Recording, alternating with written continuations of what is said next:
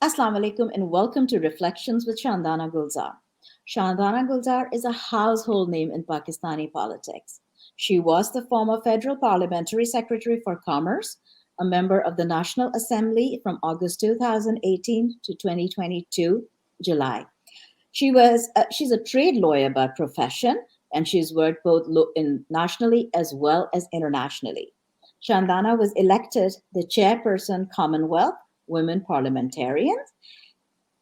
She is with us today, and we will be talking about atrocities that are going on with the Pakistani women today.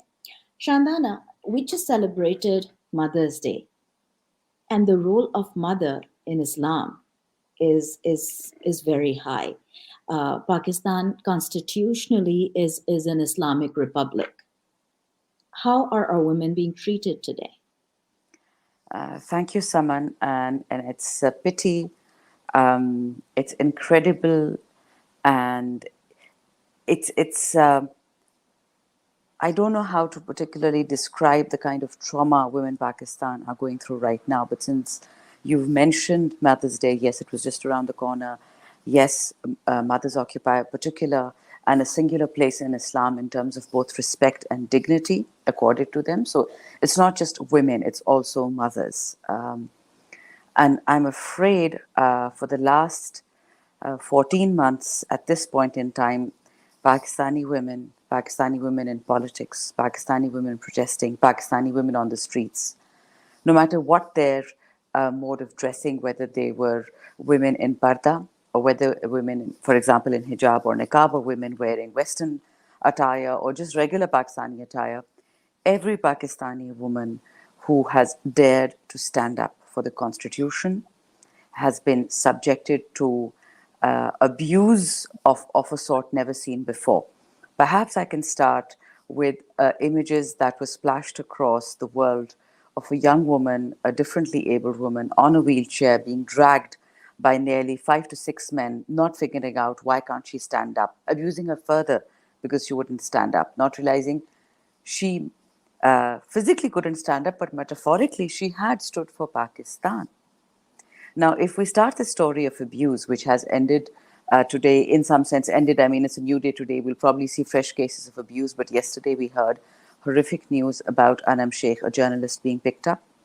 We heard equally horrific news of Khatija Shah, a really modern, really outgoing designer. Her family's been picked up. She also happens to be the granddaughter of one of the chief of army staffs of Pakistan, retired and deceased. And I believe there's reason to believe there's human outcry on that as well from the military front. In addition, you have Shirin Mazari, who's been rearrested a number of times. Malika Bukhari, Aisha Bhutta is still in Court Lakhpat, as is Alia Hamza. We have some of our vloggers, young women, the two sisters, Sanam and Falak Javed, one arrested, one on the run. You have Tayyiba Raja. So there are scores of women with names, and they are the nameless and the faceless ones whose videos we've seen, and I hope you're seeing them now being splashed across world screens. Pakistan stands ashamed today in front of both our faith, our community, and the global community of women that we are.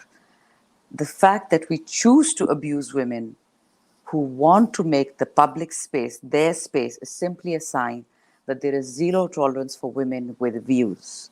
Women are liked in the shadows, women are liked quiet, and women are liked with zero opinions. Absolutely. Now, traditionally, a certain circle in the Pakistani society, they have been calling the Tehreek-e-Insaf (PTI) a more right wing, a more conservative party. Yet we have seen, when we talk about women's liberation, we've seen women come out more in political rallies, be more involved in the politics, in even the whole I would like to call it a revolution that started after the coup that deposed former Prime Minister Imran Khan. Yet we have seen these same women being targeted, and over again, starting from last year in May when Imran Khan announced his long march. on the 20, so the night of the 24th of May and the 25th, and then, a 1 year on, it still continues. How do you feel about women being, trying to be empowered and then pushing them back?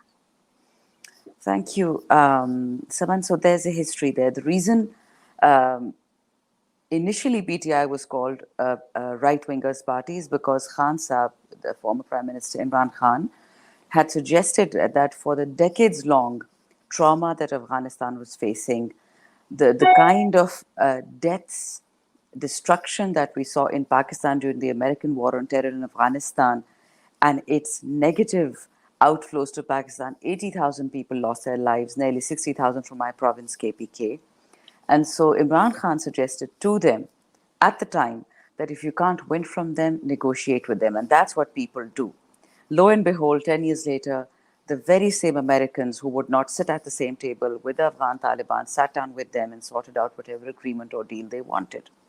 So this is where that abusive term came up for Khan Saab, and PTI was called right wing. Then midway, the detractors of Khan Saab started calling PTI a burger party, meaning a party that only had its roots in the elites of Pakistan. But then they realized midway through that no, this man commands 70% of Pakistan's vote, and 70% of Pakistan's people are poor, they're below the poverty line.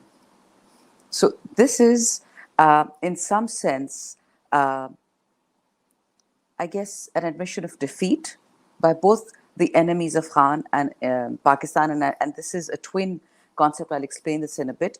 That I've seen over the last 1 year that those who oppose Khan are the very same vested interests that destroyed Pakistan's unity. They got rid of East Pakistan, made it Bangladesh, and they're on the same collision course with the sanctity of Pakistan as we speak. So I say it many times that those who are against Khan are automatically against Pakistan. It's not a cliche, there's a history there.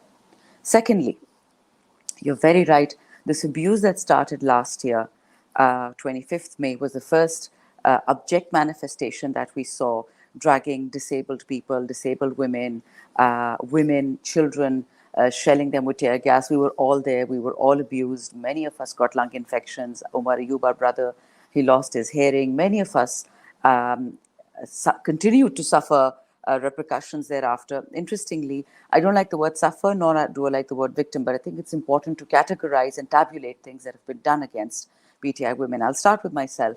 At some point in time, the current Speaker, National Assembly, illegally withheld my passport.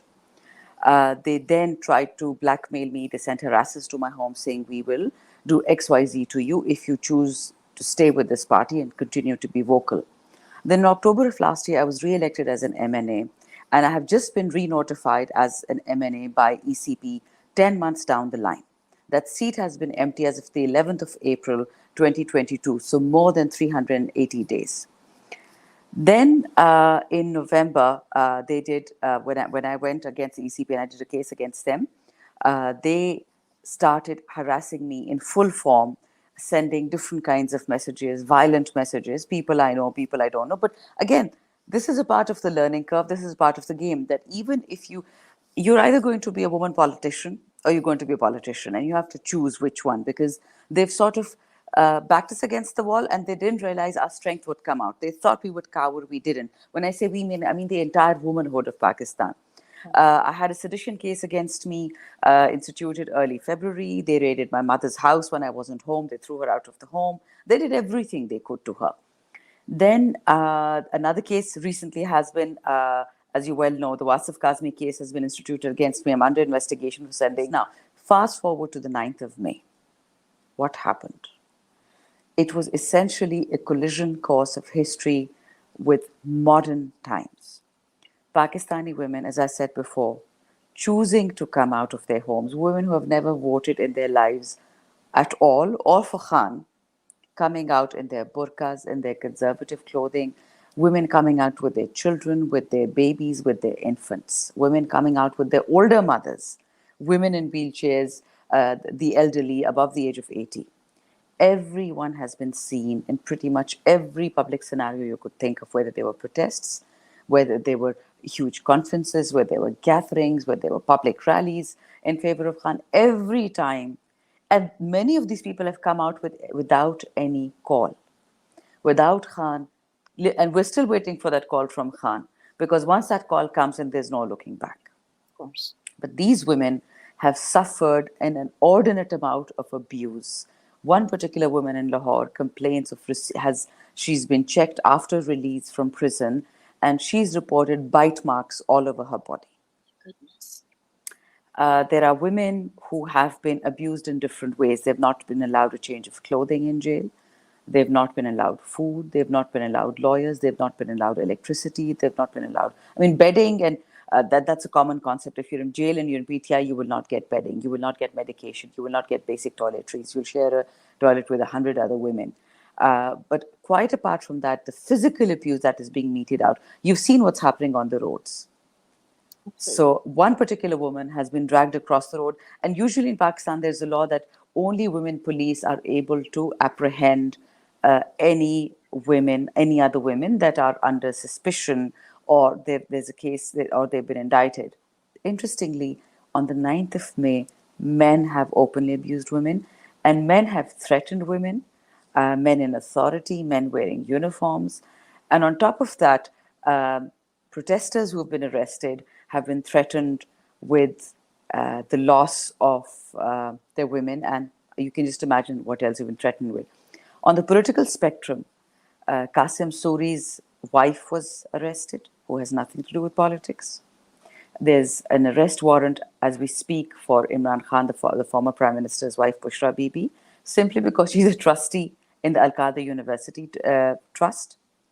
There's zero pecuniary benefit, but because she's a trustee, therefore she must be guilty of God knows what. Usman Da's mother and wife, the police came at night, they attacked them, they abused them. Azam Swati's wife, filthy videos were made. We don't know whether they were made by the government or Maryam Nawaz's private production factory of abusive videos. So these are various incidents that I've recounted to you.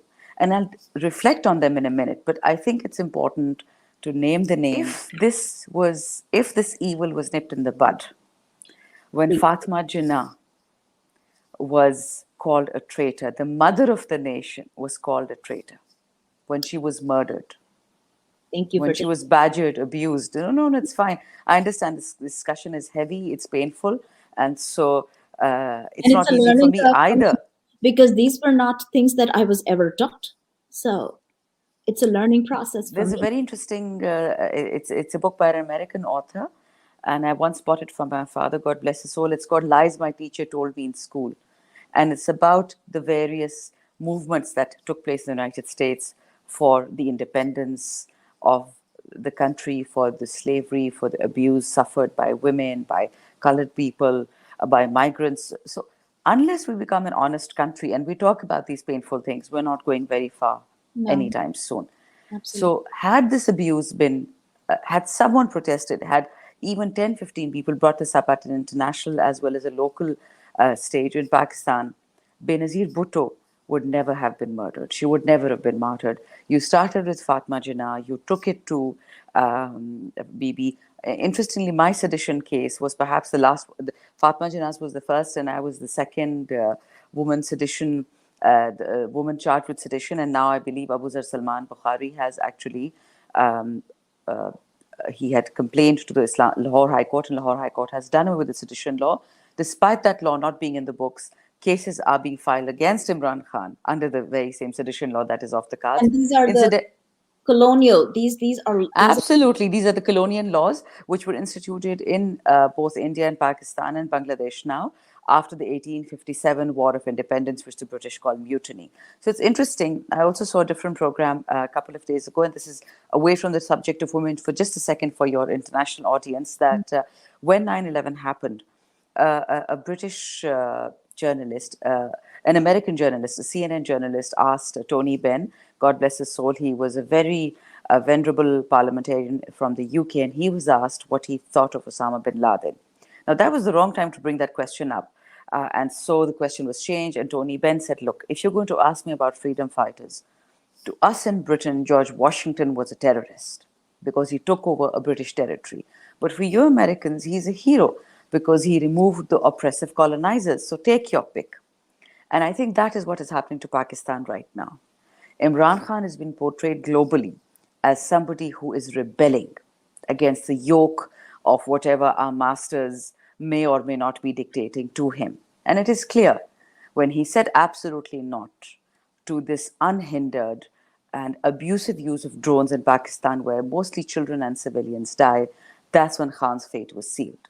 By all means, let's aim for peace in the region. But why should Pakistanis pay with their blood? Haven't we had enough? And that's what you need in a prime minister. That's what you need a leader. And that's why Pakistanis who don't even vote for PTI or Imran Khan as a party are standing with him, because he stood for the common man and woman. People that your elite three corrupt dynasties that call themselves political parties, the People's Party, the Noon League, and the Jamiats Fazl Rahman, the three most corrupt regimes in Pakistan. That's one of the reasons they want Khan and his workers like me, like you, to disappear off the face of this earth, because we dare. We dare to defend the Constitution. We dare to talk about women's equality. We dare to talk about equality of all. We dare to talk about education. It's interesting in Pakistan, you'll see as a concept that your maid, your house help, will wear the clothes that you give her, will take the money that you give her, regardless of whatever the government mandated salary is, and she will eat the old food from your fridge if she's lucky, and that is usually 3 days old. Now, that is against all the laws and all the principles that Pakistan stands for. But this is right now what your mafia is trying to do. This is the underlying issue, and Khan is the problem. Why is Khan the problem? Because he does not want slavery for the regular man and woman in Pakistan anymore. He wants equality and humane treatment for everyone. And this particular lot is still stuck in the colonial era. They want free labor, they want labor they can abuse, and the abuse you see on the streets of women is a stark reminder. And this is the lesson the bullies are trying to teach the women of Pakistan, that you come out of your house, you will suffer the consequences. And this is what the struggle for women's freedom and independence has been all about. We choose, we decide. Our constitution allows us, our faith, whether we be Muslim, Christian, or Hindu, that allows us. We will decide. You, the state, will not decide for us where we protest. Yes, violence is a completely different issue. And thank God for the last 3 or 4 days, there is evidence coming out of false flag operations all over the country. I pointed out a picture put up by a woman journalist, and she sent me a threatening message yesterday on the phone, on Twitter, saying that I had PTI fanboys following her and saying nasty things about her, and that I should be careful because I have confided in it. And I was shocked. But I guess the question is, why am I shocked? This is who these people are. It's time to recognize them. And unlike them, we don't act with vengeance or revenge. But we do take pity on the state of their ignorance, and we do fix it. And that's what we're going to do. Absolutely. And I'm going to tell you what shocked me. What shocked me was when Bilawal Bhutto Zardari, when he joined in, when the People's Party joined in and formed this coalition with PDM. The Nawaz League, the PMLN, they have been like the most, I would say, the most abusive towards women politicians. Historically, they have a history of saying the nastiest of things about Mohtarma, about Benazir Bhutto herself. And yet we see the People's Party being partners in what's happening right now. And that was shocking for me because despite all political differences, that was not something that I would have expected. And yes, I absolutely agree with you. Had this been nipped in the bud when Fatma Jinnah, one of the founders of Pakistan, I think the most highly revered woman in Pakistan, if she could be labeled a traitor, where do you and I stand, Shandana? Exactly. Thank you so much for your time this week. Inshallah, we'll speak again very soon. And I would like to talk more about the human rights violations that are going on in Pakistan currently. Thank you. Thank you.